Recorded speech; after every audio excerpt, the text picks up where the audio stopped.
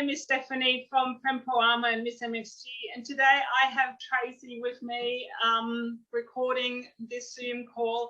Tracey came off 3.5 weeks ago off her bike and hurt herself significantly, so I wanted to touch base with her so she can share her story of what actually happened and the implications of the accident after. So Tracey, thanks for coming.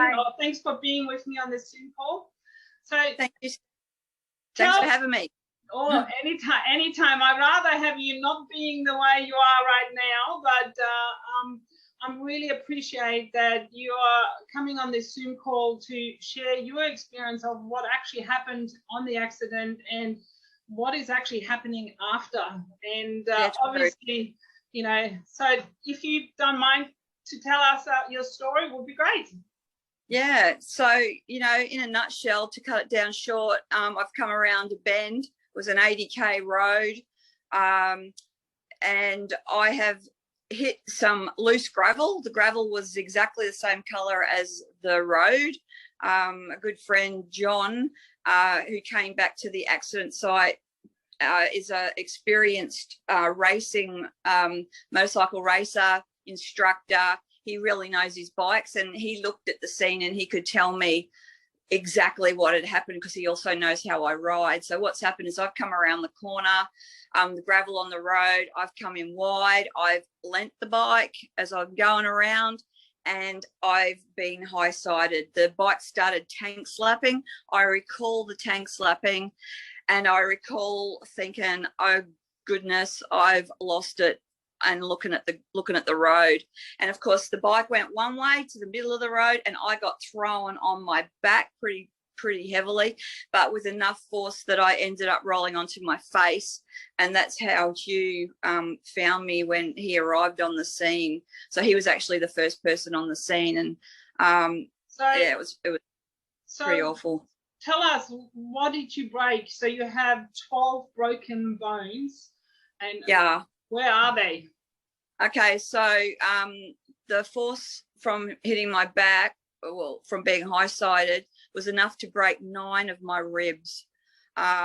Also fractured my scapula in my shoulder, cleanly broke my collarbone, and also broke a bone here in my finger, which is actually a really nasty break, but that's given me the least trouble at all. So anyway, so I've just got to keep this sling on, of course, which then it's just annoying. I can't do anything or can't do much. So yeah, it's 3 into it, and I'm facing reality. Yeah. So Tracey, we know each other since I've been pretty much riding, so 3-4 years, and I know you always go on the bike being fully protected in regards of you have your jacket, your helmet, you have your boots, you have the right gear. But just like me, when I started riding, you obviously didn't have any chest protection. And no, I had the elbows, the shoulders, and the back, but no chest protection. Yeah. So I'm not saying that our chest protection, this little beauty, would have stopped any injuries, but I'm pretty sure that the injuries would have been less significant that you have. Yeah. The biggest thing that most people forget is when you have a significant accident like what you had, that sustained 12 broken bones, it's not just the actual accident that it's the problem, it's the aftermath, because you're stuck at home now. You can't go anywhere. And how long are you going to be off work now? Yeah, so I was stuck in in New South. I live in Brisbane. I'm stuck in Tweed Hospital. I was stuck in Tweed Hospital for 5 days before I was able to get home. They didn't transfer me back. And then when I got home, now I'm off work for, I would say, at least 2 months. Yeah, and I had been suffering from Ross River, which also creates tiredness and great joint pain and all that. But I was really recovering nicely, and I was about to go to 4 days a week, and now I'm back to another 2 months off work. So there's all uncertainty. Where are they going to put me? Are they going to have hours for me? So financial burden. There's the physical burden that I go downstairs and I want to lift some pavers and I can't do it. I can't even pull weeds out. That's the truth of it. Yeah. So it's I mean, through my research, when I produced my chest armor, it showed that the recovery of a significant accident that has multiple breaks is up to 12 to 18 months, which is not just the body in itself, but the whole circle of it. Yes, psychologically as well. Always worrying that, like at the moment, the oxygen, because of the breaks in my ribs, I'm not breathing deeply enough, and I've got fluid on my lungs, so I'm not getting oxygen in my body. So I'm walking around wobbling like I've half cut. Like the problem is too, if you don't breathe enough, you can develop pneumonia, which is exactly another issue that you're going to have. Yes, so, yes, and that's why they had me on the drugs. They had me on the endone, which then put me off. You know, I get spaced out. But she wanted me to keep breathing. She didn't want the pain to be there because she wanted me to be able to deeply breathe as much as I could. And then, you know, that's another thing, you know, worrying about like addiction. But that's okay. It's been very well managed under my doctor. So it's just another leg of it.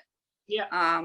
So let me ask you that is like when I approached you and I asked you if you can, you know, do this Zoom call for me, because what I'm trying to do is obviously educate people, is that we need to look at what's happening at the front equally as much as what happens on the back.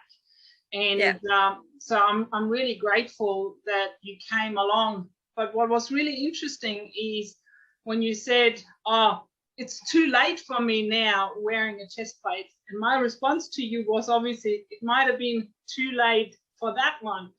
But obviously, as a avid motorcycle lover as you are, we will fall off again. So don't tell anybody, but I've actually put a deposit on a new motorcycle, so shh. Yeah, and truly, Stephanie, I honestly believe had I have had the protection on my front like I had on my back, and the fact that I was thrown and rolled, I do believe that it would have lessened the velocity of the impact of when I was hit. So then, you know, ultimately has then less recovery, less impact, less time of work. So it's not just about trying to you know, not having any injury. It's all about minimizing as much as possible. Exactly. Yeah. And I've got a brand new set of glasses on. I don't mean that like literally, but I'm thinking, I know I'd never had a broken bone before. And now in one blink of an eye, I've got 12. And it could have been way more serious. Oh, I'm very lucky. Do you know, I've met a doctor who through this journey, and he said, is when you have a car or motorcycle accident and you have chest impact, so broken ribs, if they have to open you up, your survival rate goes down to 5%, because your broken ribs can have an impact on your heart, on your lungs, on your uterus. Everything gets moved and pushed, and the, you know, like, lucky your broken bones didn't go any further than that. However, you know, this could have been just one more roll or a little bit more harder on force. So that's where it comes down. So let me ask you this question.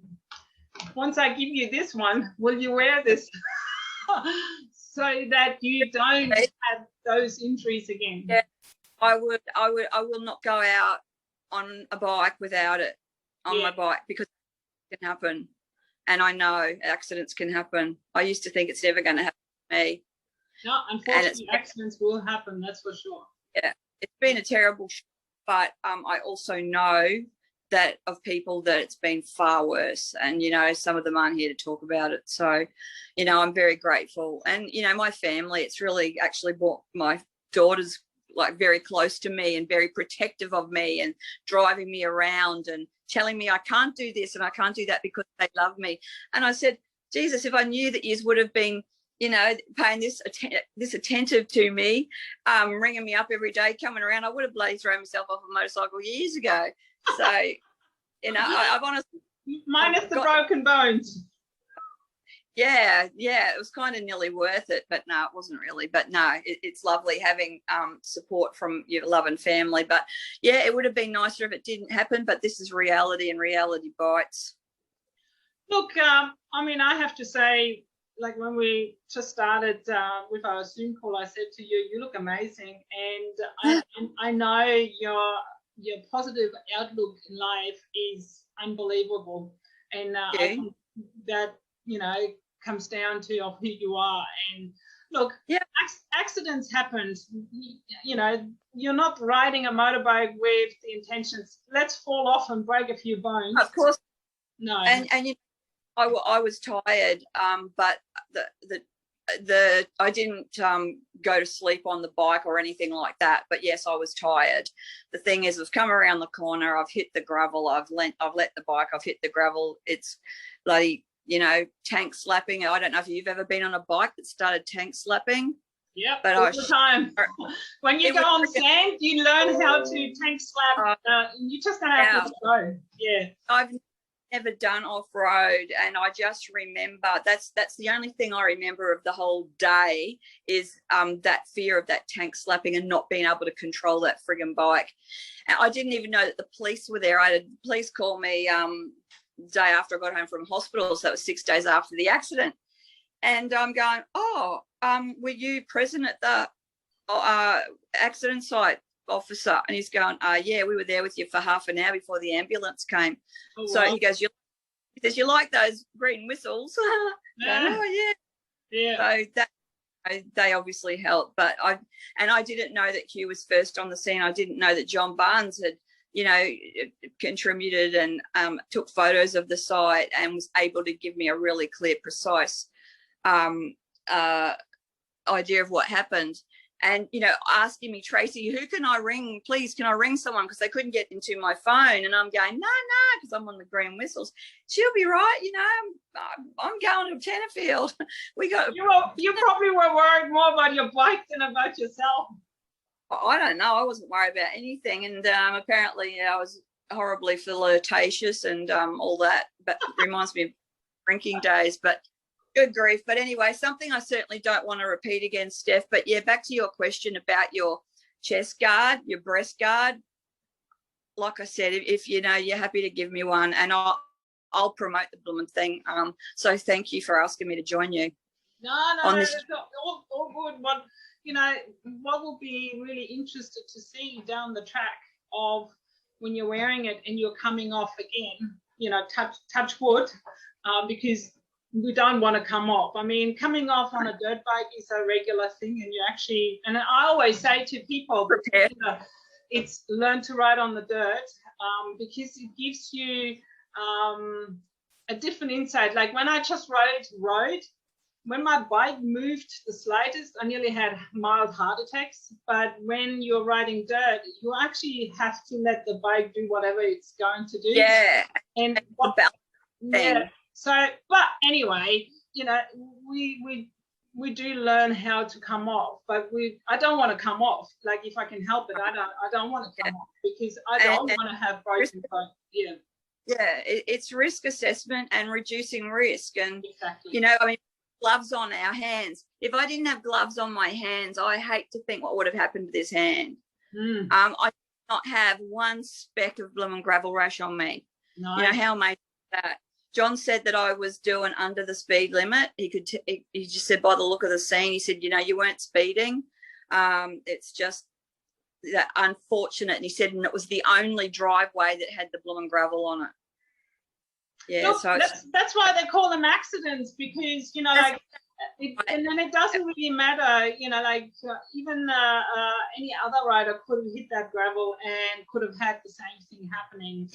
Yeah. Or, I mean, you know, lots of people obviously would have driven through it, but the more they rode through it, the more it was spread. So I'm the last person in the group. I've come along around the corner and I've hit it, and I wasn't lucky. You know, I ended up in hospital. So yeah.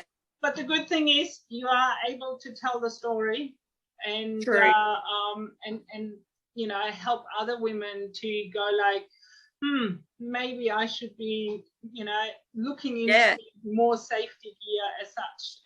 And it horrifies me to see women on the motorbike in a mini skirt and thongs and a t-shirt. I saw a young girl yesterday. She was probably 20 on the back of a Harley, and I'm sorry, but it usually, I shouldn't really name the kind of bikes, but it happened to be on the back of a Harley with a pair of shorts on and a singlet and little shoes, and I just about was vomited, honestly. They just no clue. Reality. So yeah, no, that's all right. Well, I thank you so much, Tracey. I really appreciate you being on this Zoom call and talking about your injuries. And I really wish you all the best, and that you recover as quickly as possible, and that you can be on your new bikes as soon as possible. And and it just goes to show, like, I have been riding for like 5.5 years, so I'm not a newbie rider. No, you're definitely. And it, you know, accidents happen to seasoned riders equally as much as newbies. You know. I mean, you can be on a bike for 20 years and you have the same skill set than someone who's been riding for a year but has been doing a hell of a lot. So accidents don't happen to newbies; they happen to everyone. Everybody. That's accidents. And you know, quite often accidents happen not because of your fault; it's because of the environment, or because you've been hit. Or some, you know, like we quite often see wallabies coming out in the woods and just missing us by an inch, and you know, it happens so many times, and that's why we have to wear the gear that we are wearing. And I mean, I had a big discussion with my son a few weeks ago about wearing a neck brace, and he had this argument with me about not wearing protective gear. And anyway, on this particular ride, one guy who had no protective gear on fell and shattered his knees. Now, and it was such a slow move, like it was maybe 10-15 kilometers an hour, so it was not even a lot, but it showed that if you don't wear protective gear, you're more likely to get hurt than if you are wearing everything. I mean, your back, your shoulder probably would have looked completely different if you didn't had, you know, your back plate on in your jacket that you had. And I had a leather jacket on, and I was so delighted. The policeman said to me, "You can thank the woman that stopped in the car. She was actually like a trauma nurse for accidents, and she got my jacket off and supported me getting my jacket off so that they didn't cut it in half." Nice, so, nice. Because the stuff isn't cheap, isn't it? I love that Joe Rocket jacket, so I've still got it. It will go on another one. Awesome. All right. Thanks everyone for listening, and please think before you hop on a bike about your protective wear. It's not only about arms and shoulders and backs, it's also what's happening at the front. If you need to reach out to me, click on that link below this video, or check Miss MXG or Femco Armour out on Facebook, and I hope that I can support as many women as possible when it comes to protecting the girls and the chest in itself. So thanks, guys, and thanks, Tracey. I really appreciate being on this call. Okay, bye.